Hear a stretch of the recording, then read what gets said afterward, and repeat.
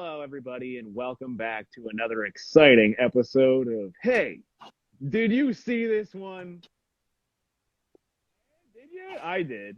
And this week we are doing the first in a franchise film that is choked with both good and bad installments. And that, of course, is the Lethal Weapon franchise, starting with the first movie entitled Lethal Weapon.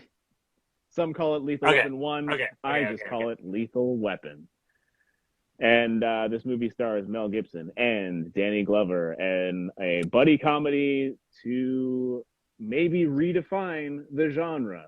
I know that it was late in the 80s and there had been a multitude of these types of movies to precede it and to come after it, but it is probably one of the best, especially this one. The franchise, maybe wavers a little bit, but this one is great.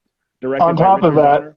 Yep, I was just going to say, directed by Richard Donner, but this begins Shane Black's epic foray into just the buddy, not just the buddy cop, but the buddy genre.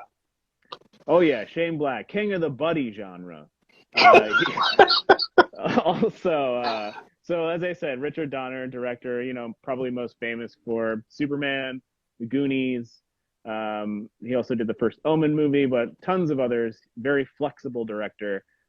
Shane Black, also a very flexible writer, but as most people know, Shane Black loves to set his movies not necessarily on Christmas, but around Christmas. A lot of his movies have snow in them, or Christmas trees and Christmas decorations hanging up in the background. I think he just likes the idea of a beautiful holiday being wreaked havoc upon by something bad. In That's fact, one of the movies that we were going to talk about in this month was another Shane Black movie. We won't say what, but it got removed a little bit later in our, as we were refining the list. I'm not even sure if you guys know which one I'm talking about, but maybe we'll talk about it later. But again, I'm Steve, hosting this week, and to one of these directions is Jason. I'm not going to point like a fool. And the other is Kaylin. Say hello, everybody. And let me ask you, did you guys see this one? Hey, hold on. Wait. Hey, did you see this one? I seen it. I seen this one. So I really enjoy Shane. When I say the buddy genre, I mean that he just has this way of writing people, two dudes, typically talking to each other that comes off as very natural, natural, but in a cinematic way, I guess. And this is this his first movie? Do you know? I think it might be his second. He wrote Predator as well, the first Predator. Okay. What's a Shane Black movie? I didn't know that. Shane Black is I think in Kiss the movie. Kiss Bang Bang was his too. Shane Black is one of the soldiers on the helicopter in that movie. Right. Okay. He also wrote Iron Man 3, and he is a writer primarily. He's written lots and lots and lots of stuff. But yeah, Shane Black is a extremely talented writer. He's sought after in many corners of Hollywood, but he's also very hit or miss when it comes to how deep his hand goes into the pie. Sometimes the light touch is all you need with a Shane Black, and sometimes if he just fists the hell out of that pie, it's going to be the greatest movie ever. It'll be terrible. But Shane Black has his fans. Shane Black also has his enemies, not his enemies, but people who don't like him, I guess. That's what I'll say. He also wrote Last Action Hero, which I didn't know. Right, which has a very similar tone to this movie. Yeah. Buddy cop, but with a kid. But with a kid. Buddy kid cops. Shane Black has actually written much less than I thought. He only has 16 writing credits. More than I have. So, well, if you write 17 things, you have more credits than him. Write 17 greeting cards, and technically... I don't know if that counts as a credit. I mean, okay, fair enough. I have take one this scarf script off written. now that we're here because it's literally making my face red from how hot I am. Woo! I was gonna say you look a little warm. Yeah. Well, it's Subverted Christmas. Seasons That's what I could have Greetings, y'all. done. Yeah, look, I'm Yeah, wearing what my was I Street thinking? Fighter Christmas sweater. Look at Ryu and Ken shooting their That's Hadoukens pretty at each dope. other. Where are their faces? They're like the pixelated versions of them. Like the Oh, okay, it's like yeah. it's a sweater. Like it's not printed. It's different colored yarn or whatever. I'm subverting podcasts by promoting a dead podcast that got Oh my no God, viewers. dead podcast. On this on this podcast that has 5 viewers. Once this podcast dies, we'll start a new podcast called Dead Podcasts, and we'll just talk about podcasts that have died. So like most podcasts, the 1% of podcasts that survive, we will talk about my failed wrestling podcast from 2012 called So I Smarkamania. guess I am hosting this week, so I need to keep us on track here as best I can. I found this. Up first, put that down and shut up and listen. I tried to grow a mullet for this episode, but this is as much as I could get from last week.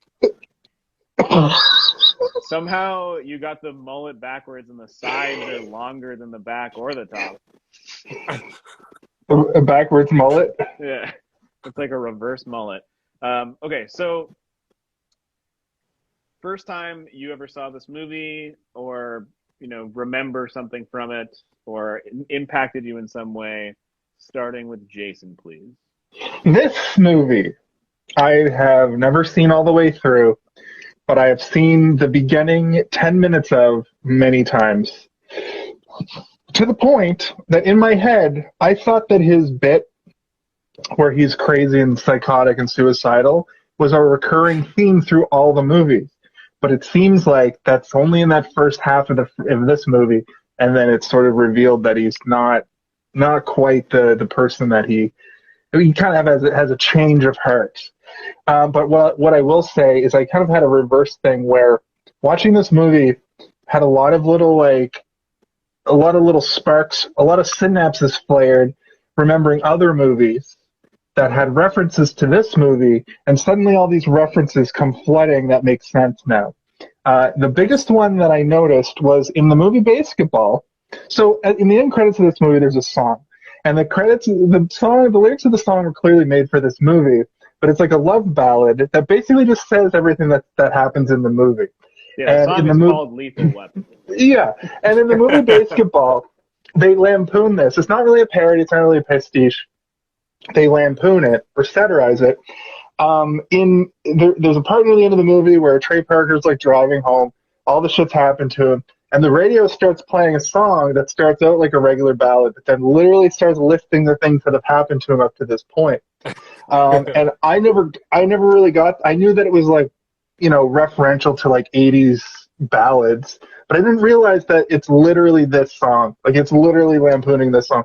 I can't corroborate or prove that, but who cares? I'm making wild shots as to what my thoughts and feelings are. So here we are. I don't think that it's a shot in the dark to say that that's probably an inspiration, to say the least. Like those guys are constantly referencing. Like their whole thing is taking what's happening in the world and changing it slightly to make it fit the means to their end, right? So like that's true. The other thing that I wanted to bring up while I'm talking about this specific thing is It's Always Sunny in Philadelphia, when they do Lethal Weapon 4, I got I got the references. I know who Murtaugh and Riggs are, and I know that there's I see the storyline starting here with Riggs and Murtaugh's daughter.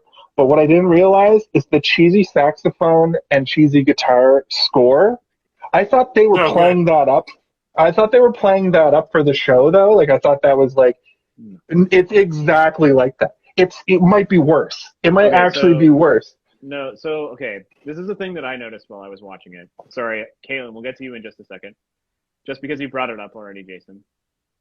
While I was watching the movie, I was like, they're playing the saxophone for Danny Glover and they're playing the guitar for Mel Gibson. I think these instruments are supposed to represent them, and then as soon as they get together, they're playing both at the same time. And I was like, They are the instruments, And then I Their like theme put in my music. phone. I'm like, are they the instruments? And then it was like, yes, that was exactly the plan from the. There's like 3 composers on this movie, and like the one thing they all agreed on was that they have to be. This guy's the saxophone. This guy's the guitar, and we're gonna do as Sounds cheesy racist. a thing as we can do. It's not racist. Why is that racist? You could say it was Because racist the if you black guy reversed gets those the as well. sexy saxophone and the white guy gets the electric guitar. The black people invented rock music and blues music, which were both primarily played on guitars. So I don't know if you understand music. So Or that being racism. said, Kaylin, what was the first time that you watched this movie? So my original introduction to this movie would have been seeing it through like bits and pieces on what was it, Superstation, I think is what it was called back in the day. It was on Superstation all the time. Yeah. The Superstation Yeah. was just all Lethal Weapon all the time. And John Hughes, all John Hughes too, which was great. I loved it. But I only ever caught like little bits and pieces, and then as I've mentioned on previous episodes, like when I started like buying DVDs from like HMV and whatnot, they had all 4 of them on a set. It was like all 4 for like $20 or $25 or something like that. It's like, how could you pass up a deal like that? Also, it's kind of one of the reasons why I hold off on getting some movies right away and wait till they're all created and then get them all as a package, just because it's usually a more like cleaner, concise presentation. But yeah, introduction to this was just bits and pieces on TV, and then when I finally got the DVD of it, watched it in full, and it's definitely a fun little movie. How does Mel Gibson make a mullet look so good? Because it's like barely a mullet. It is a mullet, but it's kind of It's more so of an feathery. afro on top. Yeah, he looks like a professional wrestler. I think it was also just like he had that hair for a while too, like not just in this movie, in a lot of movies. That was the style, yeah. Essentially, his Mad Max look was the same, basically. Like, Yeah. even Was right it down short? to his I thought he had crazy short eyes. hair. In the first one, he did. In the second one, actually, in the second one, I think he did too. And then I think it was Thunderdome, which is around the same time as this. Full mullet, full Mel mullet. I'm going after that oil, mate, is what he says in all those movies. Gasoline. I'm gonna go get some gasoline, mate. Crikey. He definitely Well, I has guess very that's- captivating eyes. It's true. He's such a good actor, but he's such a piece of shit, and it's really confusing when you watch his old work. That like Danny Glover, clearly classically trained actor. Mel Gibson, just like he's kind of like a Harrison Ford, as I understand. He just kind of was like, you be in movies now. And he's Yeah, like acting and just circles like- around Yeah, Danny but- Glover. But and I think he also has the ability to tap into like real emotions in a way that a lot of actors don't. Like, I think that he has a couple of things loose upstairs where he like go insane. Which, if it makes a good performance, then we shouldn't bat an eye at it. I think I had heard or read, I don't know if it was a video or a podcast or something I read, but George Miller, the director of all the Mad Max movies, and all the Dave Happy Pig in the Feet City. movies and all the pig movies, yeah.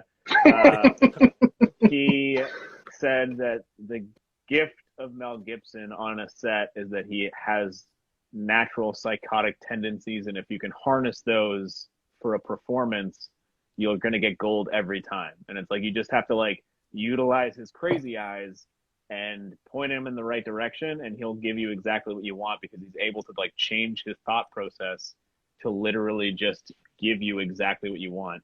And it's like, But I noticed- it's like working with a caged animal who has a brain, kind of thing. I noticed that he could even do like the normal, not crazy stuff, because there's that scene where he wakes up Murtaugh with the coffee, and they're just having a real like a back and forth conversation, and this is the Shane Black writing I'm talking about, where they're almost talking over each other. It's so natural. I have a few examples of that just as like well us. that I want to talk about. Yeah, exactly like us. Exactly like us. We're a bunch of buddy cops over here. So I guess if we want to just get the intros out of the way, the first time I saw this movie, I was a little kid. I think this one my parents thought was like less violent and scary than Die Hard, so they let me watch it. I also think that they just thought Bruce Willis was scarier than Mel Gibson, and then it turned out that it's the opposite. It's the opposite in reality. I mean, I fear Bruno personally. Mel Gibson is. I fear the return of Bruno. Roles were almost reversed. If I was locked in a room with either or, I would assume that Bruce Willis and I would maybe just like talk for a while before he'd be like, all right, so one of us needs to, like, if it was a Saw situation, it'd be like, one of us needs to kill the other in order to get out of here, so I'm going to kill you now. I'd be like, all right, Bruce, this is a good talk. Let's fight. Mel Gibson would immediately kill me. It just... Yeah. He would rip off his own foot and then use the chain to kill me with the chain, and then try and find a key inside, and then the Saw guy would be like, I didn't say the key was inside of it. What were you gonna say, Kaylin? You were about to say something there. Did it leave to ether? Well, sorry, are you done your how you were introduced to this movie, Steve? No, but we can, if you wanted to say something, let's go ahead. No, you do. Well, I was just trying to add on. I was trying to add on to your story about Bruce Willis and Mel Gibson and this movie and Die Hard, where the roles were almost reversed. Like Mel was supposed to be in Die Hard, and Willis was supposed to be in Lethal Weapon. Yeah, they both turned down the opposite roles for different reasons, like scheduling reasons, and then they ended up in the opposite roles. It'd be like a good Marvel multiverse situation to see what the world would be like if those roles were, like, just those two movies were switched. What would happen to the rest of the world? I'd watch that. They're both still Christmas movies. They're both still subverted Christmas movies. They're exactly the same, except it's just buddy cops. There's fucking what's his face from Family Matters in Die Hard. That's true. Yeah, he's also in Ghostbusters, and he plays a cop in a lot of stuff, and I like to believe that he is like the constant, like he's like the Uatu, the Watcher. Yeah, he's like taking the form of a police officer. Anyway, so yeah, I saw this movie pretty young, but my most predominant memory of the Lethal Weapon franchise is the fourth one, because that one came out when I was, starting to really get into movies and realize that, like, oh, movies aren't scary. They're just things. And it doesn't matter if it's rated R. I can watch it and I'll have a good time. Like, when I was a really young kid, any movie that was rated R, I just assumed was scary and would be very terrifying. So if at the beginning of the movie it was like rated R, I'd be like, oh no. And then the whole movie I'd have like a blanket, like shivering, like someone's going to face off against a skeleton demon or something. At some point it's going to scare me. Come on. Well, that's like, I wouldn't enjoy them as much. That's what happened to me, man. I've talked about this on the show many times, but like I just did, because of the rated R, I would assume it was really bad and horrific. Like, this movie was rated R, but it's not that bad. Like, there's not even any gore. It's like there's barely any blood. There's just swearing and boobs, really. And there's only two times where there's bare nudity. And but the thing is like, I did see RoboCop, which has a lot of like really disturbing, gross shit in it that a kid should not see. And that's why you need those like different, like, nowadays this movie could be rated 14A and it would be fine, because there's, just take a couple fucks out, and that's all you would have to do to give this movie a 14A rating. Yeah, there's not a lot of blood in this movie at all, or gore. So yeah, again, I saw it very young, but I almost have completely forgotten this one. I feel like I've seen all of the subsequent sequels way more times than I've seen this one. Like, we all know the diplomatic immunity, whatever, from the second one. Okay. That's the second one of this, right? Okay. Oh, I thought you were trying to stop me to say something. No, I was just doing a bit. When he chose this, I was like, is that a Christmas movie? I don't remember Christmas being in that movie at all, like whatsoever. So when I sat down, I was like, okay, apparently it takes place during Christmas. So I'm going to write down 2 counters. One is going to be anytime you see something Christmassy in the background or the foreground or wherever. And the other one is going to be anytime that they mention Christmas in any way. Nice. Like if someone says like, it's almost Christmas, I got to get home to my family. Or like, I have a favorite Christmas moment. Fucker, or whatever. I have a favorite Christmas moment I just want to say right now. I'm sure we all do. But I made a Christmas counter for visuals and a Christmas counter for people literally saying the word Christmas or like Happy Holidays or Merry Christmas or whatever. And I have the results if you guys want to hear them. I have rate them. Yes, and I have, on that same note, I have a I'm too old for this shit counter. And it's 2. I did that as well. It's only 2, and I thought it was only 1, and I thought it was like at the end. 3. Oh, I missed one. And my favorite Christmas moment is literally just when he's drinking eggnog out of the carton. I love eggnog. Yeah. And when he just like takes a giant swig of eggnog, I was like, that's a weird thing. Again, I watched this with others, and as soon as he started drinking straight out of the carton of like unrefrigerated eggnog, we all went, yeah. It's disgusting.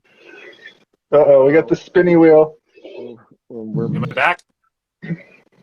He's absorbing too much bandwidth by having 2 phones operating at one time. All right. Do we want to... I mean, we can save the counter for later, or we can talk about the counter now. I want to hear also. Yeah. Oh, there goes one of them. We might have to just hold it.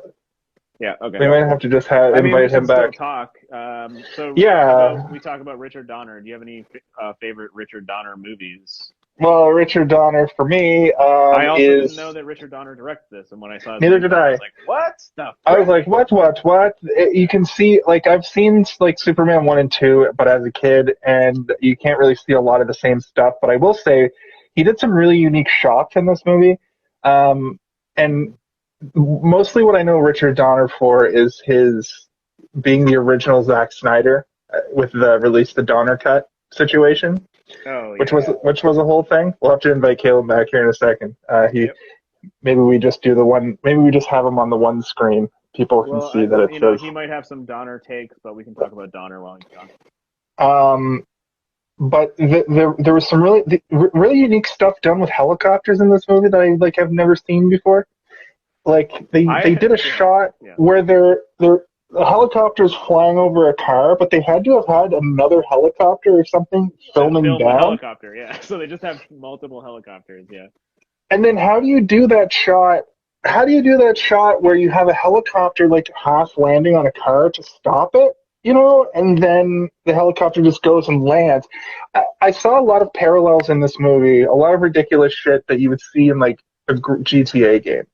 And there's a few moments in this. That was another one of those like synapses firing in my brain going, oh shit, is this directly referenced in Grand Theft Auto? Like when they go into that mansion and they shoot the first guy and he falls into the pool. There's a mission in GTA where you're in that house. You do like that same house basically. Also, that's Richard Donner's house. Is that's probably exactly why then. So that was another one of those things. So I don't have a huge connection to Richard Donner personally, but I do know. I think The Goonies is probably my biggest thing that I've watched the most times.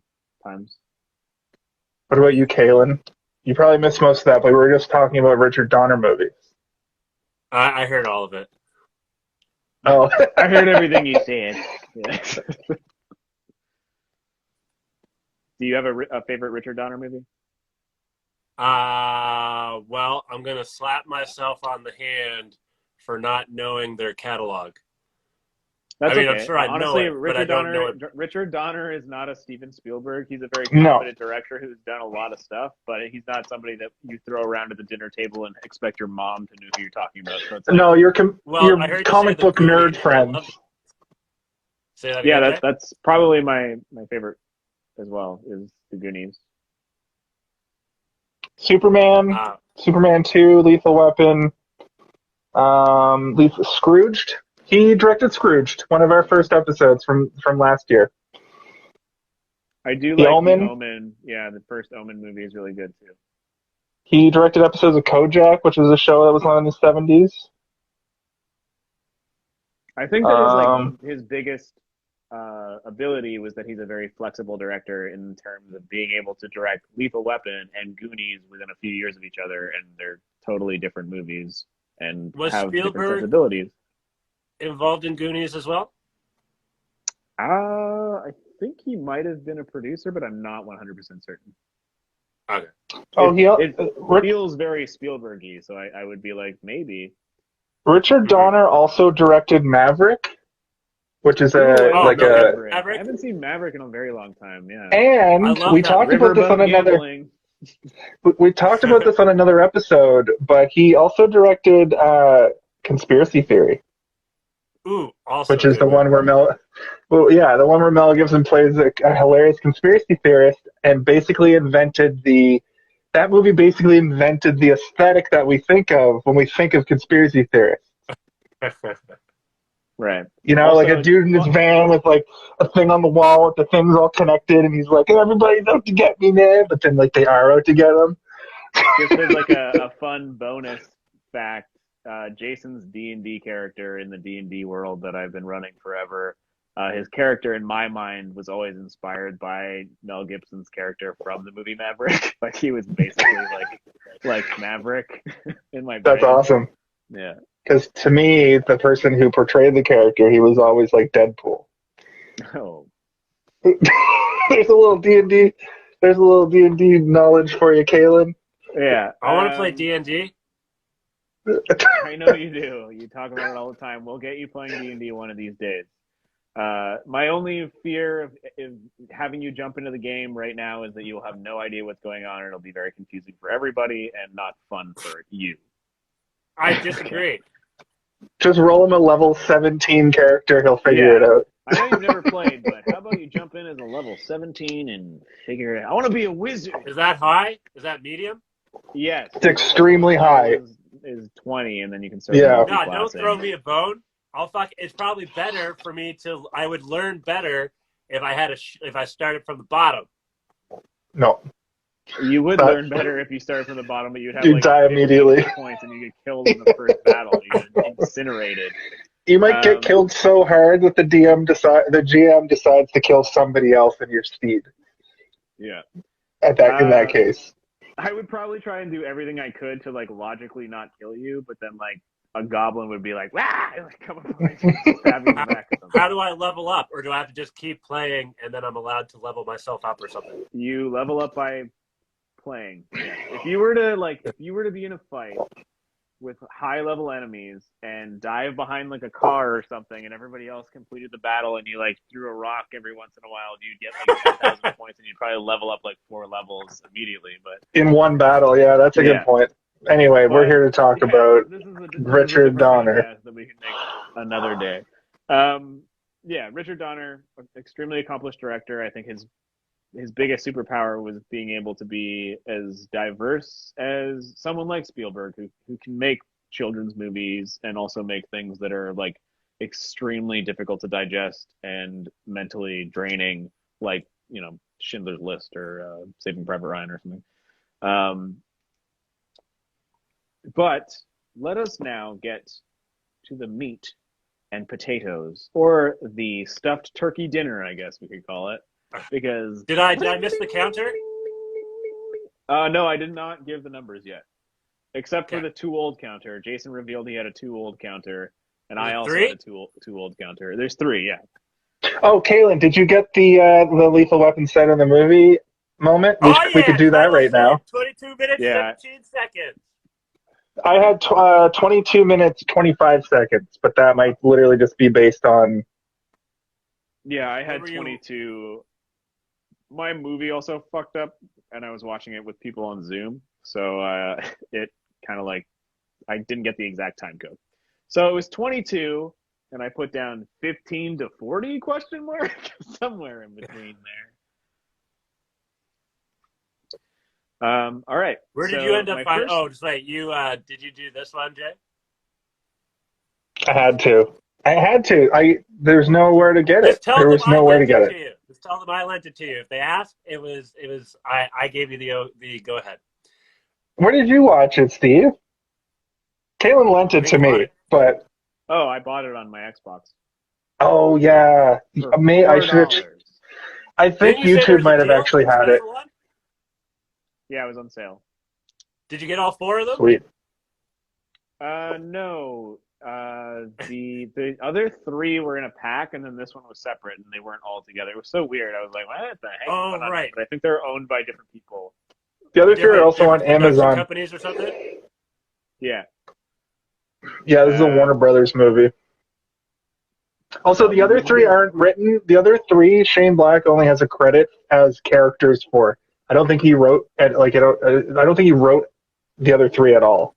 Yeah, I would be interested to watch the rest of them though, because I did enjoy this one quite a bit, and I'd like to see how because the characters are the most interesting part of the movie. The story is, whatever, and like the bad guys are whatever, but the relationship between the 2 characters is what's interesting about this movie, right? Isn't Joe Pesci in the 4th one? Yeah, Third one. I think he's in the 4th one. Yeah. Oh, okay. And I think Chris Rock is also in the 4th one. I misspoke earlier. It's Lethal Weapon 5 on It's Always Sunny, and the funny thing about that is they're gearing up to make a Lethal Weapon 5, I think, and that'll be weird to do because they'll literally have to have Murtaugh be dead or in like a home, because even though he played 50 but was much younger, he's only 75 now. He would be like in his 80s in the movie universe, and there's no way he would definitely be way too old for it. He would have to say, "I'm extremely old for this shit," or something like that. Yeah, I'm too dead. I might as well be dead. Yeah, it says that on his tombstone. I'm too dead for this shit. Yeah, they're visiting the gravestone. So I think they were going to do a 5, I guess we but should go over the. We should go. We're almost near the end. We haven't even really talked about the movie at all. Well, we're like how? No, it's only 9. We started officially at 10 after. Okay, sorry. Yeah. So we have some time to dilly dally. And if you look at the movie here, it's only him getting tortured. So even in the movie, there's still like a half hour left. Oh man, my favorite weird dude who's in. This is Endo. He's forgotten more about torturing people than you've probably been hurt in your life or whatever. Yeah, his name's Al Leong, and he's in so many movies. He's in so many John Carpenter movies. He's in so many movies that like preceded this and like came before it, and it's just like he always has the exact same look, which is like a wispy mustache, and his hair starts halfway through his head, and he just has long hair. He's in like so many movies. Sometimes he plays a main character with lines. Sometimes he has no lines whatsoever. Sometimes he's just training somebody. And other times he returns in the same series to come back in Lethal Weapon 4 as a different character with a real Oh, name. really? Yeah. That's awesome. Lethal Weapon 4. My first note about the movie is that we're introduced to the suicide victim / murder victim, Danny Glover, and Mel Gibson, and all 3 of them, upon their introduction, are completely naked. Yeah. All of them. Ooh, that's a good one. And it's so weird. It's like, you're like, oh, her boobs are out. Crazy. Immediate. I've never seen a movie start. Well, I've seen movies start with their boobs out. But not the kind of movies you watch in a well, maybe back in the 80s you'd see these kind pornos of. I'm talking that quick. That's true. Sometimes they do. The one that was sent to him with the girls in the shower later in the movie, with the same girl, that kind of looked like there was some porno stuff going on, maybe a side plot that got nixed. Pornographic videotapes. But but yeah, if we, what, keep an eye out as we do this series for movies that start out with directly bare breasts in the first 1 second. You know what? I think The Nice Guys has boobs really quick. And I remember I was watching The Nice Guys on also a Shane Black movie, by the way. Yeah, I noticed that when I was looking at his IMDb. I was watching it on a plane, and I was like watching it. I was like, man, this movie's pretty compelling. And then it's like zooms up, and there's like a woman dead on a car, very similar to this, tits out. And then I look over, and there's like a 7-year-old boy like sitting next to me. Seeing his first boobs ever. And I was like, that happened. The show feel... Moms has boobs in the first like 2 minutes, and I watched that on a plane, and I was like, off. His mom was in the bathroom too, so it made me feel like, oh my god. And I was like trying to figure out how to fast forward on the touch screen, like get rid of these tits before his mom comes back. Not your fault. I know I didn't direct the movie, and I didn't. Yeah, but I didn't make it available on a flight. Yeah, exactly. I didn't know there was going to be tits, and I didn't know that this kid next to me was going to see the tits, and that I was going to be like covering the screen, like putting a finger to cover the nipples. Anyway, did you so feel all three of them were naked? Very weird. Did you feel the way she landed on the car didn't look real? I didn't, but she seemed peaceful, and I think that's what the point was, is that she was supposed to look peaceful at that point. Okay. She was also double dead. They state it took Drano pills and then jumped out of a 20-story building. So like, but what I thought is immediately is I didn't know how to gauge what kind of gore or blood was going to be in this movie, and when I saw how high she fell from, I was expecting to show what happened to her and it'd be disgusting. But then when I saw that there wasn't even blood, I was like, oh, this is just going to be a lot of swear words. Can we get a quick, let me just try and do my quickest summary if I can. Okay. So the plot of the movie is two police detectives, one who has just turned 50, feeling his age, kind of disheartened by the job, is partnered with somebody who's unhinged. His wife has just died. He is potentially suicidal, which is continuously commented on by a police psychiatrist, not sure what that woman's title is, but she keeps telling them that he's unhinged and he's suicidal and he shouldn't be out there. They are paired together. Murtaugh is basically there to chaperone Riggs throughout his analysis, or they're basically just trying to make sure that he's not crazy. These two are sent to investigate the suicide of a hooker. Murtaugh realizes that the victim, because she's a hooker, yes, I guess. Fine, I shouldn't have put quotations around it. She's a literal hooker. But Murtaugh is friends with the father of this suicide victim, which he realizes upon the investigation, and goes to visit him, realizes something might not be right within the conversation with their father when he asks, "You need to kill the people that killed my daughter. You owe me one." "You owe me one" is in referral to the fact that they fought in the army together, and the father saved Danny Glover's life during that war. In their preceding investigations, they realized that perhaps the other hooker that they found at the scene of the crime maybe knew more than she was leading on, so they go to investigate her. Her house blows up. That is when they realize that there's something more going on here. So they go back to this rich guy's house to investigate him further. He gets murdered. All the while, we're cutting in between these shady characters. You're not sure what's going on, but you know that it has something to do with drugs, confirmed by the father when he's drinking eggnog and says, "We're taking heroin out of Asia." He gets killed. Why can't you just call it heroin? Yeah. You keep calling it merchandise. Anyway, sorry. And at this point, they kind of get wrapped up into this heroin world with a general who's, was part of the same sort of regiment as Riggs, as proven by the tattoo on his arm that a young boy who witnessed a meter man, aka Gary Busey, fixing a bomb up inside the guy's house, has the same tattoo. And they realize that they're all working for this heroin import. I was going to say company, but it's like a cartel, basically.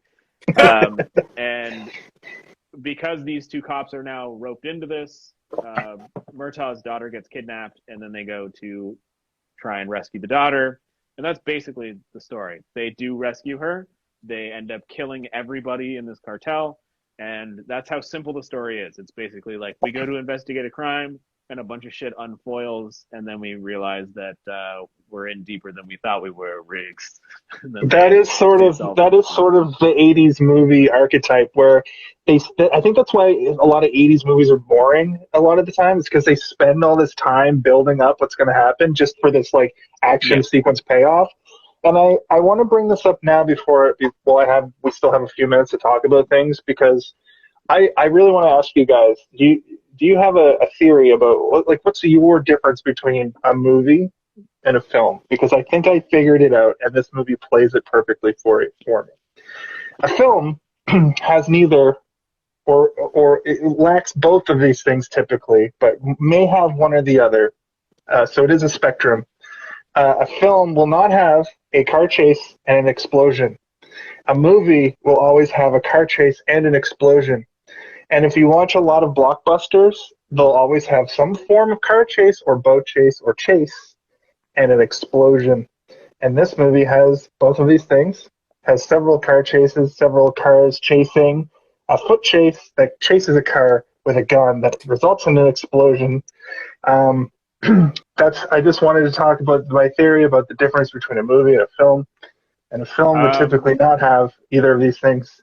I can name like 20 movies that have car chases that I would consider films. Okay. Well, I'll see you guys later. Like French Connection. That has car chases, though, doesn't it? Yeah, French Connection. That's what I'm saying. It's a film. Does it have explosions? Fury Road. Fury Road's a movie. It's just a really good movie. No, it's a film. Wow. Well, you fucking correct. That movie kind of throws away my whole theory. But the nature of the Mad Max movies, even though they are films but have a car chase and explosions. I think that the difference is that in the hands of a filmmaker, a movie can become a film. Okay. So if like Michael Bay was given the rights to Mad Max and made Fury Road, oh my god, it would be a movie. It would be a movie. But because George Miller made it, it's a film, and he takes the time to make you give a shit about all these little details, and he puts the details everywhere around you at all times to make you believe that you're watching a world that exists. When I watch Transformers, I don't believe that any of this is real. I'm like, this is a fucking movie, and like this is just here to show me Shia LaBeouf being like, oh my chihuahua, legs, and people are farting. But listen to this. Would you racist stereotype? This movie is very well made. I'm a spoiler alert. I'm going to give it a pretty high rating for it being basically a popcorn munching action movie, because Shane Black is a phenomenal writer and Richard Donner is a filmmaker, essentially. Like, you know what I mean? When you look at Die Hard doesn't have any car chases. It has a few explosions, but it's played in a very realistic. It's an action movie, but it's played very realistic. So when you compare these movies, and spoilers again, we're going to be comparing these movies this month. Do you think we're going to hit that movie and have a new epiphany about what it? Because action movies always make me think of this. Every single action movie I've ever watched, I've sat there and been like, oh, there's this car chase. Oh, there's the explosion. It's a movie.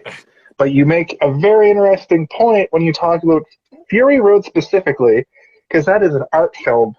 That's like a Titanus example. Like my brain went immediately when you said that. I was like, well, what about Fury Road? It's like beautifully shot. There's amazing music. The acting is impeccable, and the world feels real. Like I believe in the world when I'm watching it.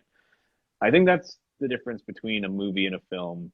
To me, it doesn't have anything to do with car chases and explosions. I think it has to do with believing that I'm watching a real world. Like I don't feel like I'm watching something that has just been designed to entertain me. I'm watching something that makes me invested in everything that's happening. And I think that, as you were saying earlier, Jason, there's Shane Black writing, and I don't know how much of it was punched up by the additional writers, because there were some writers that came in afterwards to make it more humorous and stuff.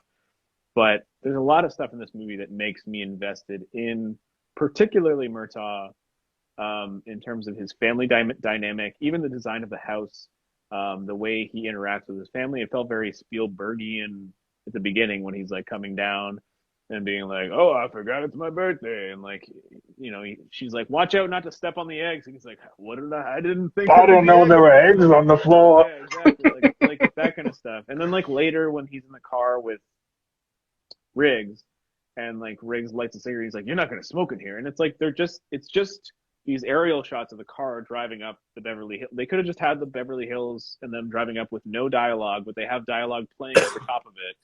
And he's like, "Yeah, I am gonna smoke in here. You got a problem with that?" And he's like, "I do got a problem. Of course I do it." And he's like, "Well, why? You want me to open the window?" He's like, "No, I gotta watch out for my lungs. I gotta take care of my body. I don't want to fucking die young." And like that kind of stuff, like makes them feel like real people, because they're having that stuff also that has nothing to do with what's going on in the movie. They're just having a conversation, and it's not dumb. It's sort of character building. Another movie I thought about a lot while I was watching this was Beverly Hills Cop, which doesn't hold up that well. Now that there's lots of funnier, better action movies, like since then, I'm sure when that came out, blew people's minds. This movie I was expecting to be very much in the same vein. But this movie is like, it's not Eddie Murphy trying to be funny. It's two character actors playing off each other, and the comedy comes from that. And then little moments like you're saying throughout the movie that really make you kind of have a bit of dissonance. You kind of lose track of time.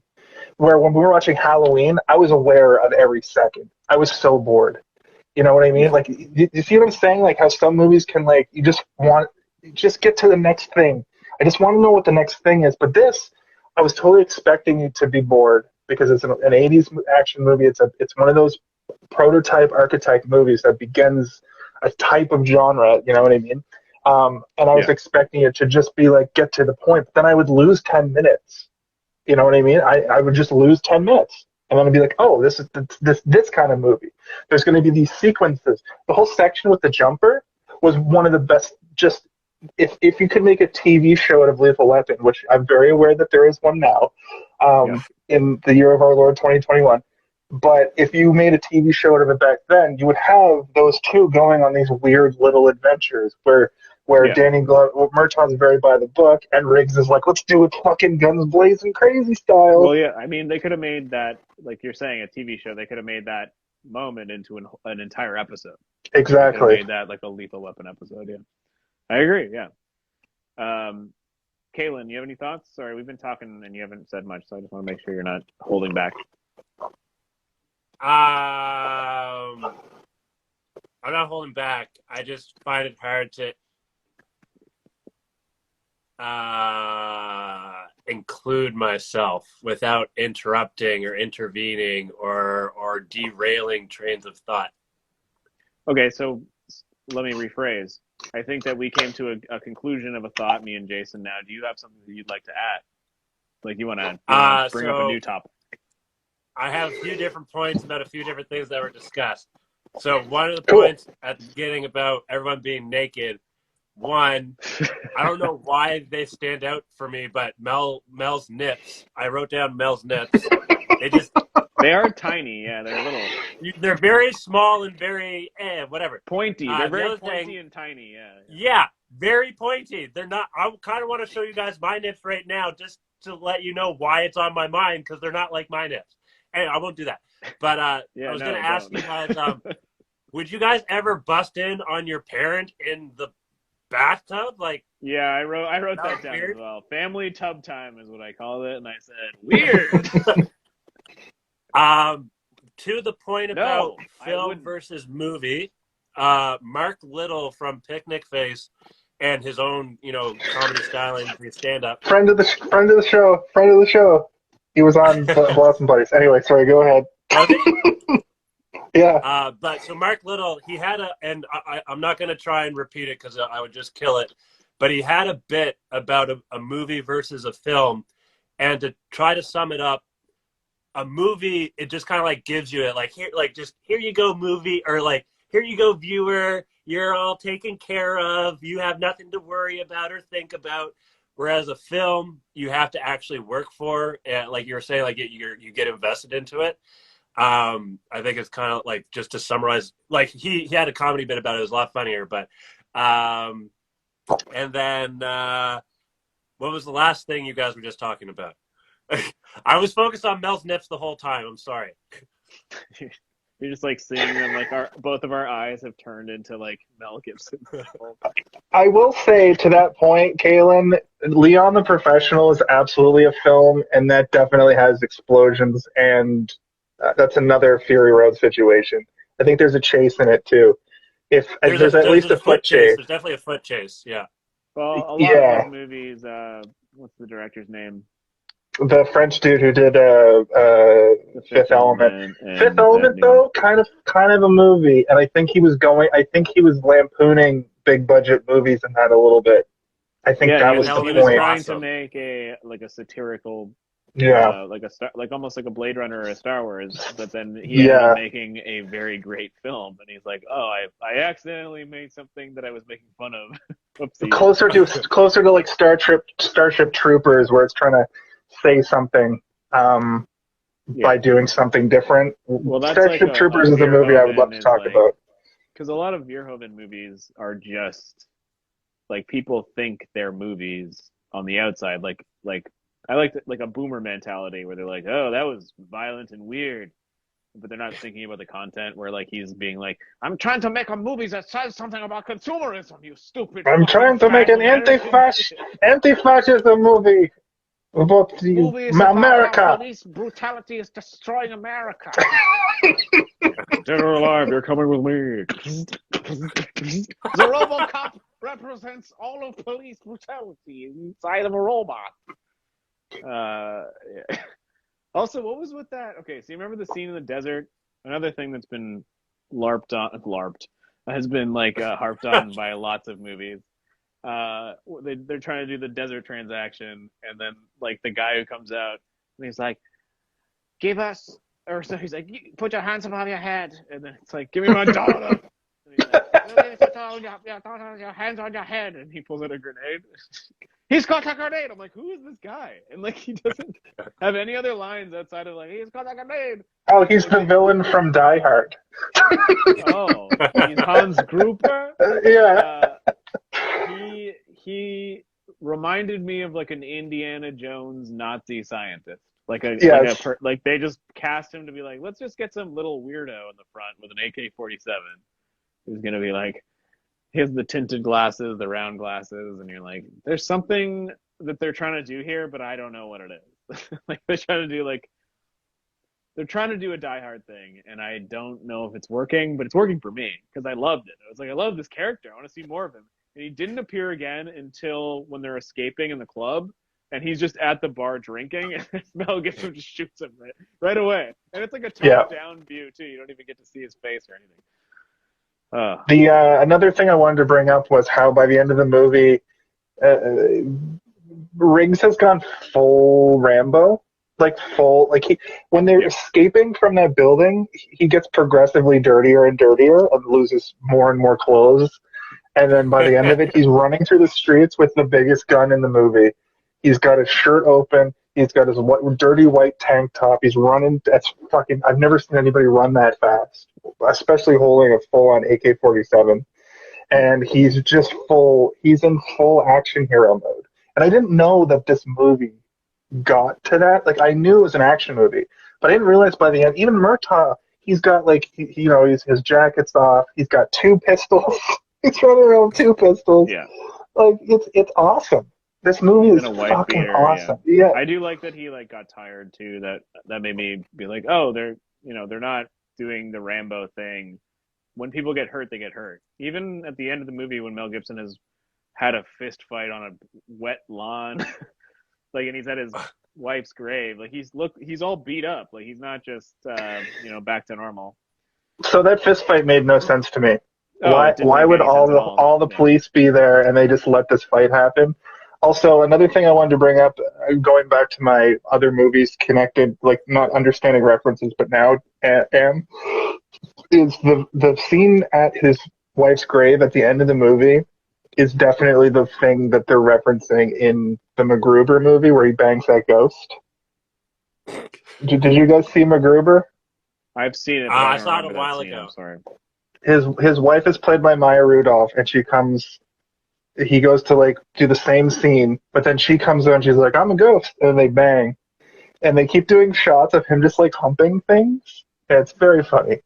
If you haven't watched MacGruber in a while, It's hey, on you Yeah, see Netflix, I this think, I've one? right seen now. MacGruber once, and I think it was one of those like I kept leaving the room and coming back and being like, oh yeah, this is on still. I'll watch. It's very dumb. It's very dumb, but it's very SNL movie. So if you're in the mood for a dumb SNL movie, The line "all dressed up and no one to blow." yep, Offensive. I wrote that down. That's all we need to say. Oh, Yeah. I got a question.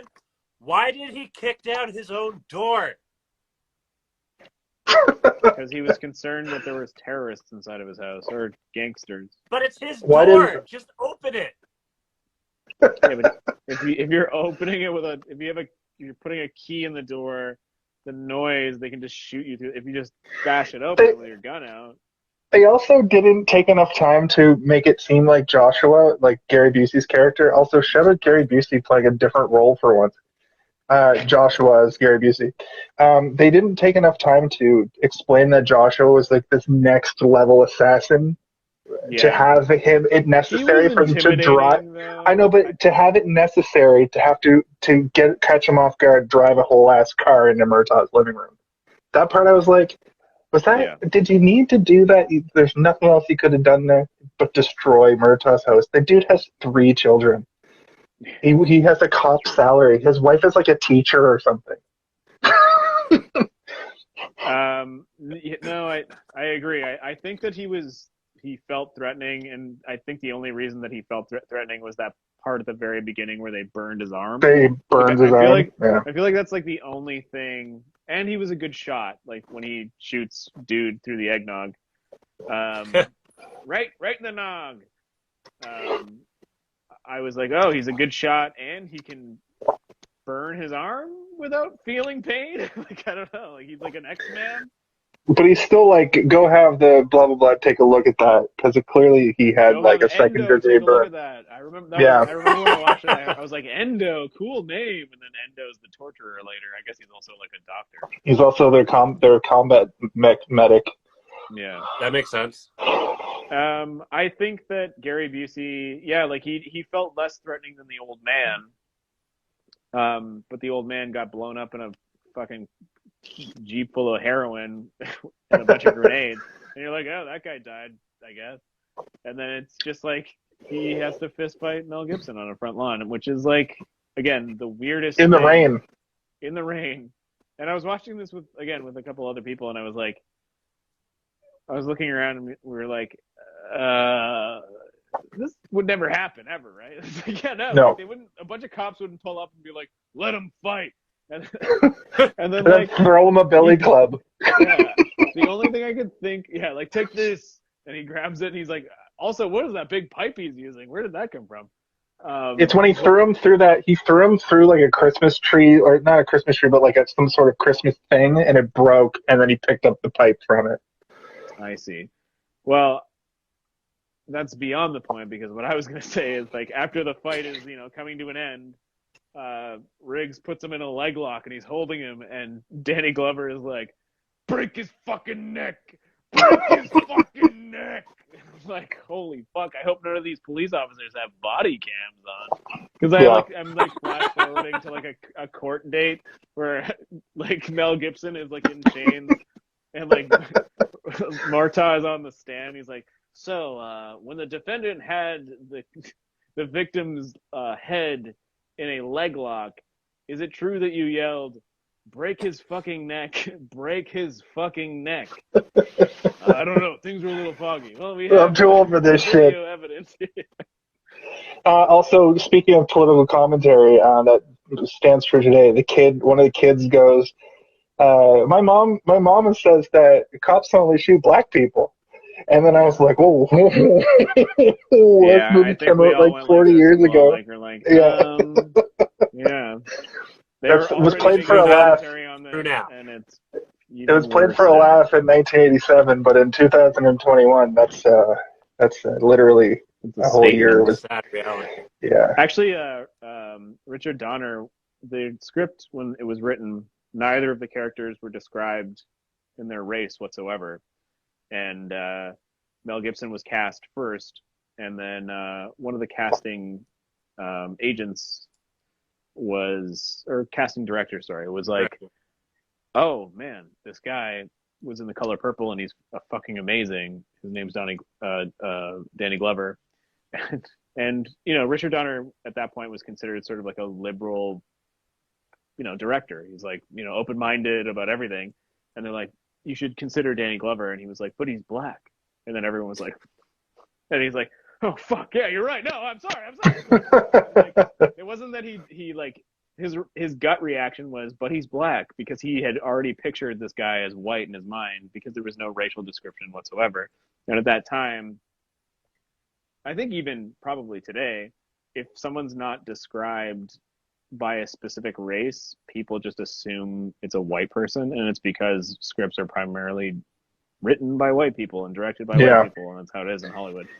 Yeah, I don't there know was if another. It would have worked as well if it was too like an old white man and a young, like if like Clint Eastwood or something played Murtaugh. Like I don't think it would have worked, but it wouldn't have had. You kind of need. Buddy cop movie needs the two people to be very different, and in the '80s, that's about as different as you got. Single white male lost his wife, and a black family man with a big family. That's the perfect recipe for a good dynamic, especially where Murtaugh's wife just cannot cook to save her life.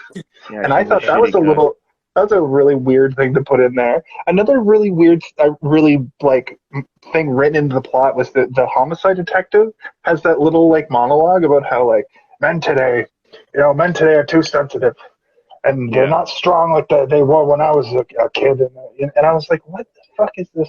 What is Shane Black trying to But then they also here? had that other one where the guy was like, I'm a classic 80s man. And he's like, what do you mean 80s man? And he's like, well, last night I was in bed and I started crying. And he's like, were you with a woman? And he's like, I wasn't with a woman. That's why I was crying. But I think that the whole thing is supposed to be like, men, we can be sensitive too. And it is a little bit, ahead of its time in terms of trying to say something about, especially police force people. And how I wrote down in my notes. Right? I wrote down in my notes literally wait till you see 40 years from now in the 2000s, where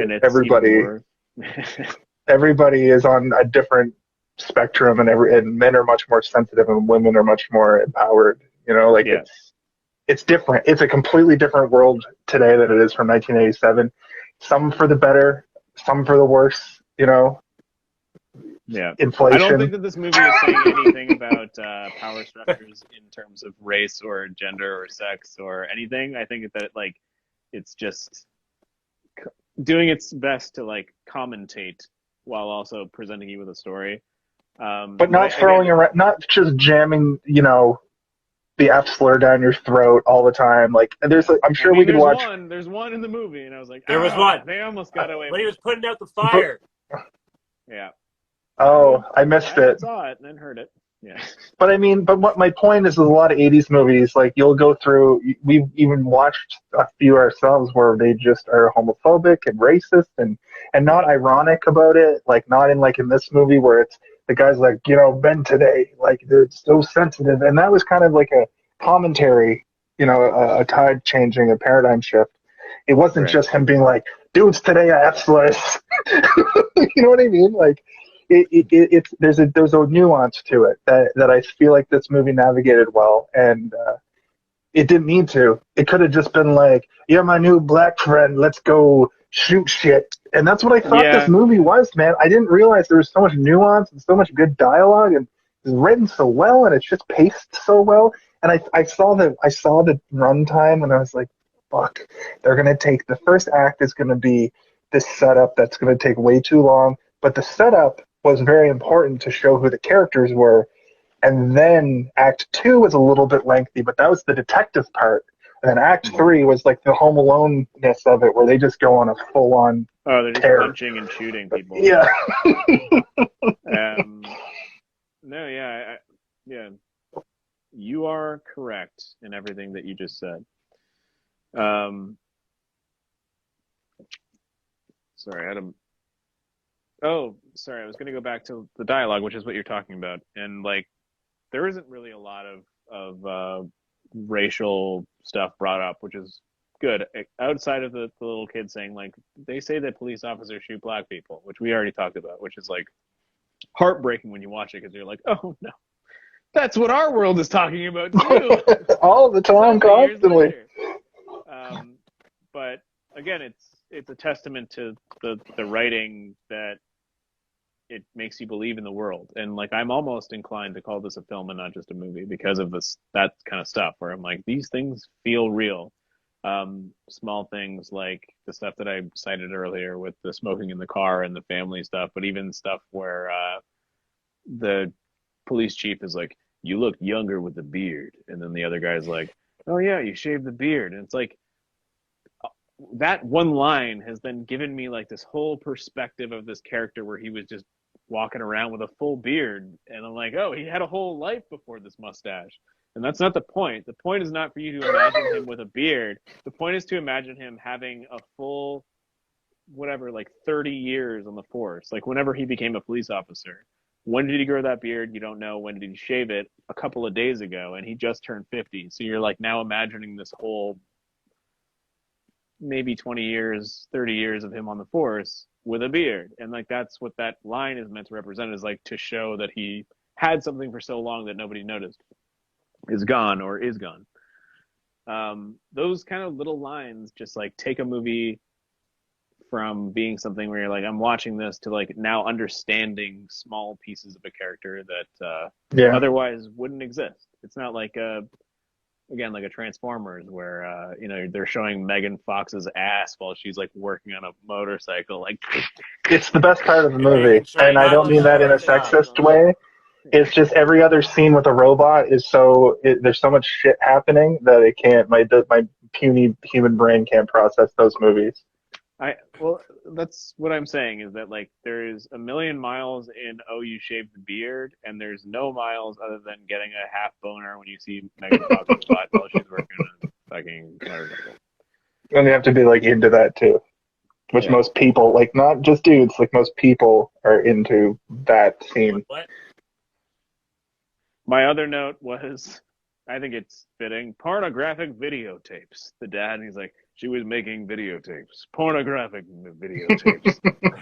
And I thought for a moment, I was like, I guess there was a time where people found great shame in pornographic material, but now people are like heralded and worshipped for their OnlyFans pages and stuff. Yeah. They're like celebrities who will give you a free show and then you pay to see them like eat a cake shaped like a dildo. Well, until around the year 2000, porn was hidden, and now porn is just, you can just everywhere, type in boob in Google and you get porn. Oh man, did you guys see the meme about the word boob or whatever? Like how like a big B is like an aerial view, and then the two O's is like a front view, and then the little B is a side view. Yeah, that's amazing. I think I have seen that before. That's funny. That's comedy. That's a good joke. Just want to give you one of these, Steve, because it's you're the host. I know. You're the host. I know I'm the host. You're the host. All right. Two last notes. Lost Boys was on the marquee of the movie theater because Richard Donner was a producer on it. Just so you know, that's why that was there. Corey's. The blocking of the gun hammer when Mel Gibson is about to shoot himself in the mouth and Danny Glover stops it. That is an actual. He goes, "Ow!" That is an actual police tactic that they train when people are pointing guns at them to block the hammer. Oh, to put your thumb in the hammer? To put your thumb between the hammer and the bullet, because if you grab it in that exact spot, it will stop the hammer from hitting the bullet. You won't get shot. That's a dumb thing. What is Canadian Mist? Is that a beer? Someone tell me. Canadian Mist is vodka. It's vodka. Okay. Wait, no. It might be a vodka drink. Actually, like a cooler. Yeah, no, like a because I'm gonna look it up. Continue to talk. I thought it was a vodka, but I think it might be I thought it was a soda. A cooler. Yeah, but Canadian Club is a vodka. No, Canadian Club's a whiskey. Canadian Mist is a whiskey. Canadian Club is a whiskey. Is Canadian Mist also a whiskey? Yeah. Okay, well, there we go. Mystery solved. Poinsettias and eggnog in the same scene, so I give it double Christmas points. I guess. How many Christmas points do you give this? Steve. You got a poinsettia? Yeah. Okay, so I guess what I'll do is I'll go through my list of Christmas points. Okay. And then we'll go for the finish line here, okay? So Christmas visuals. Tons. I did not count things that were shown twice. Every time I saw Danny Glover's house, I said, "Oh my God, Tim Allen's on the roof," because there was a glowing. So I had like a Tim Allen counter. But I had 18 times I saw Christmas visuals that were not repeated. So everything from a Santa Claus watching the guy about to jump, to them going into a Christmas themed store, to Mel Gibson trying to do a cocaine deal inside of a tree. It's Christmas tree lot. Yeah. Yeah. So 18 times. And then 7 times the words Christmas were mentioned. So either Merry Christmas or, Happy Holidays or whatever. Like somebody mentioned Christmas 7 times. The most predominant to me was at the end when Gary Busey's like, "Merry Christmas!" and he shoots the fucking Christmas tree. You're like, oh my God. Love a sexy sax. Mel Gibson is crazy. And you said sexy sax, right? Yeah, sexy sax. Who doesn't love a sexy sax? I love the sexy sax too. We should have had sexy sax on this epi. Yeah, I also dubbed this movie as, it's that guy, the movie, because everybody in this movie is in other movies. I already mentioned Al Leong, who is in a ton, like the torturer. He's in like tons of movies, but so is the guy who gets shot through the eggnog. So is the old man who gets blown up with all the heroin. So is Gary Busey, obviously. But the movie is littered with them, where you're like, who is this guy? And then you look at IMDb and you're like, oh, he's in every John Carpenter. He's in 35 80s movies. Yeah. Gary Busey specifically, I thought was interesting because I didn't know he was in this. And then he is very reserved and very not crazy. The Gary Busey we know from the 2000s. I also wrote down, this is Gary Busey before he had the motorcycle accident and had... Right. Yeah. Anytime you find yourself saying, Gary Busey is crazy, just remember that he broke his brain. Like, he literally has a bad brain. It got smashed into a tree. Okay, so let us bring it to an end. The end of Lethal Weapon. Lethal Weapon 1, some call it. I call it the first Lethal Weapon, or Lethal Weapon. And we're going to start with Kaylin. Final thoughts on the movie Lethal Weapon. You are being marked. Snap. Minus points for self-referential. Sorry, go ahead. But yeah, so it's a fun little adventure. The buddy cop film, kind of innovative with the dynamic between the two characters, and for its time was somewhat new, I guess. Like you mentioned earlier, where he didn't originally, like, it wasn't stated who the ethnicities of the characters, and so they just kind of do the automatic whitewash kind of thing or whatever. But it was fun. I personally am a jokester, jester, wild card type person, and so I do enjoy having a good laugh, action, and then with a little action sprinkled out throughout to help keep things moving along. I really did enjoy Mel's performance and the reasoning behind his craziness.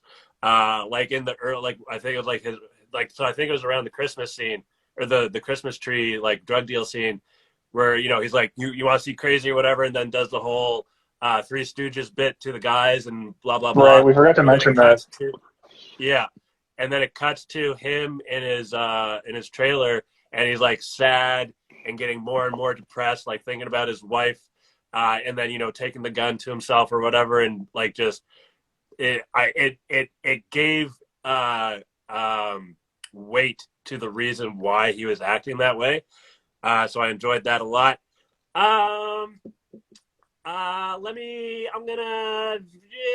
Let's say I'll give it give me a cup of the, let me give it a solid 3.5. All right. Jason, you're up. All right, buddies. I'm gonna level with you here. This movie exceeded my expectations from started the movie and was like, ugh, until Mel Gibson came on the screen. Then I was like, ooh, whoa. And from that, because of his what? Look at those nipples. From that point on, I could not stop watching this fucking movie. And when it ended, I was like, now we do the next movie. So I'm going to be watching those movies. I know I've said that for every franchise, and I literally haven't watched a sequel yet. I might have to do a sequel series on my own Instagram page, but my point is this movie fucking rocked my face, and it falls into that category like almost all the movies we watch for Halloween, except for Halloween, that movie, fuck that movie. I should have seen these things when I was a kid and could be like molded by them a bit more. Because this movie's going to kind of come and go. I'll always remember it. I'm in my 30s. I'm going to remember it as being a cool movie. If I'd seen this fucking movie when I was 12 years old, my favorite superhero would be Riggs and Murtaugh. You know what I mean? Like that's how good I think this thing is, and I think it's an important movie for the buddy cop franchise, moving it into like the 80s. I'm sure there's other movies from the 80s that are similar, but you wouldn't get hacky B movies like Ninja Cop. That's a direct parody of this. If you didn't have this, and you wouldn't get those movies later that are like this. And Shane Black, his writing is phenomenal. Anyway, I could literally talk about this particular movie for 3 hours. And I guess that stands to what Steve was saying at the top of the show, where it's like you listen to podcasts about people that have people talking about these hour-and-a-half movies for 2 to 3 hours. But I'm going to give this movie a 4. At the end of the day, it's a 4 to me, and a solid 4 at that, not just like a hum-ha 4. Like, it landed directly on 4, because the only thing that brings it down from like a 4.1 or a 4.2 is just the little weird, like the fist fight in the water and the rain. Like, it's too cliched and also makes no sense. But there's so many things, like the dialogue with the family man and the crazy guy who smokes cigarettes and is constantly eating hot dogs. Of course, he's going to be like, "You're not smoking in my car." And of course, the crazy guy with nothing to lose is going to say, "Smoking in your car, buddy. Also, if you don't, I'm going to eat this hot dog and kill myself." So that pretty much sums it up for me. Very good, very good. I guess my final thoughts on the movie are, like Jason, I hadn't seen it in so long that I had almost forgotten the entire plot, and several of the other sequels had muddled themselves into my mind to the point that I wasn't sure what was going to happen anymore. I was like, wait a minute. Gary Busey's in this? Hold on, who's this guy? Eggnog Death. And I went through the movie in the pacing of a typical action movie of the era, but I appreciated it because it was extremely simple and it wasn't trying to overreach with anything. It presented itself very affirmatively with what it was at the beginning, which was there's a death. There is 2 cops. One is feeling low on his, he's been a cop for a long time. He's still got probably about 15 years left in him, but he's not feeling as spry as he once was. The spry guy, putting guns in his mouth because his wife got killed in a car accident. He wants to kill himself. He's unhinged. Put the 2 together. What do you get? You get a lethal weapon. Literally, they say it, so I guess you're a lethal weapon. Yeah, don't test me, man. Well, it's like, you better just, I think God hates you. Hate him back. It always worked for me. You're like, oh my God, holy hell, man. And even the moment where, they're trying to tell Murtaugh that he's got a new partner, and Riggs is like looking like a schlub in the police office, and like right away Murtaugh is like tracked him, being like, who's this fucking guy? He's wearing dirty jeans and like a scruffy jacket and a hat, and he pulls his gun out and he's like tackling him. Yeah, it just kind of like gives you the dynamic. Like, one of them is just like literally like a loose cannon, where he's like gonna pull his gun out in the middle of the office and check it, which is like, I doubt you're allowed to do that as a police officer. If you pull your gun out in like the bullpen, I'm sure everyone would be like, "What the hell are you doing, man? Put that thing away." So they give you everything you need, and I think my favorite scene in the whole movie is the gun range scene, where he shoots a happy face from like the longest range possible, and it gives you an idea of who he is, and that's kind of like reinstated throughout the movie. And it's just, you're sort of living through Murtaugh, but also you're not really Murtaugh. You're sort of like your own viewer, where you're trying to figure out what Murtaugh is thinking. You're not thinking exactly what Murtaugh is thinking, but you are sort of on his side the entire time. But then, it shifts. And again, those musical cues, the saxophone, the guitar, when the saxophone is playing, you're like, I'm Murtaugh now. And then when the guitar plays, you're like, now I'm Riggs. And it's very tight, man. This whole movie is tight. Like, they know what they're doing. They know how to make you feel one way and completely flip it to make you feel the other way. And I think, for me, the verdict comes down to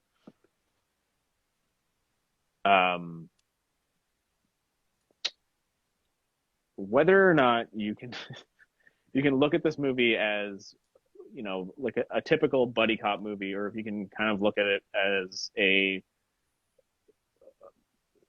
something based around like drama based on dialogue alone, because you can track the relationship between these two people and the growth between it throughout the entire movie.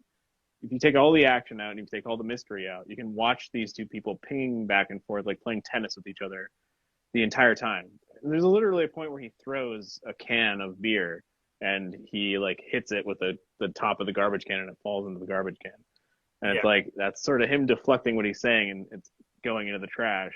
And then he's like, it's all I was ever good at, kind of thing. And he's like, is that him accepting it, or is that him denying it? You don't know.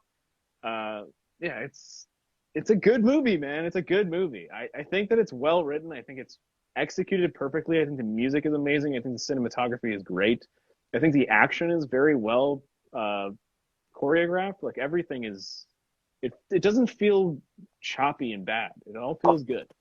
And Richard Donner, again, I can't say it enough. He's a flexible director. He knows what he's doing. He can direct a bunch of kids in a weird tomb being like, we need to play the whistle. And we can also make a guy being like, the cocaine is going to blow up. All those grenades are going to blow the heroin to pieces.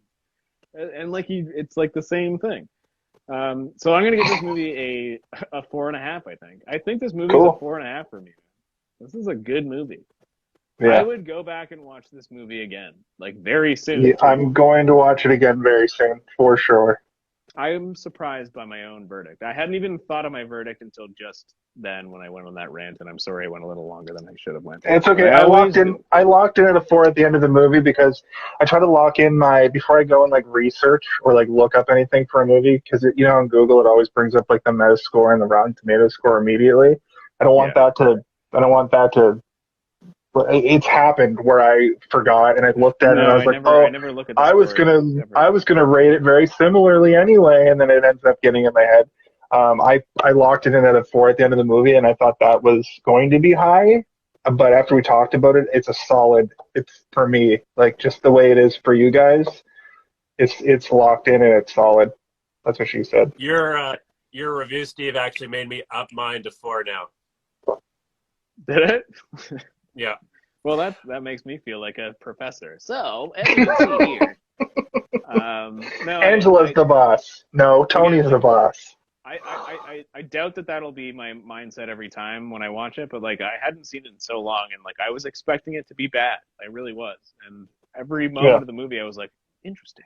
I was ready for it to suck, and I saw it was going to be long, and I was ready for it to be long and sucky. But then fucking Riggs comes on screen. I wasn't bored at all. Yeah, and that's before Riggs and Murtaugh even start talking to each other. It just Riggs drew me in, and as soon as they get together, that's when I was like, this is a certified fucking banger of a movie. Yeah, even like the Psycho Showdown stuff at the end, where it's like two insane people fighting in a fire hydrant explosion. I was like, you know what? Like Danny Glover's like, everybody just let them fight. It's like, this wouldn't happen, but at the same time, like, it wouldn't happen, but let's see what happens. Let's see what happens. I want to see this fight. It's the final battle. Final battles are dope. Final battles in Marvel movies are always like 2 seconds nowadays. I like a good and it's also final like battle that's like characters fighting each other. Like it's all CG fights. It's not Mel Gibson being like fucking and then leg locking a guy by the neck, and then Murtaugh being like break his neck. Again, amazing. Anyway, let's take it down a notch. We've given it our all tonight. Our Riggs and Murtaugh, some would say. Ugh, I regret that. But I am going to ask you guys this. Hey, have you seen this one? Hey, did you see this one? Can you clap me off?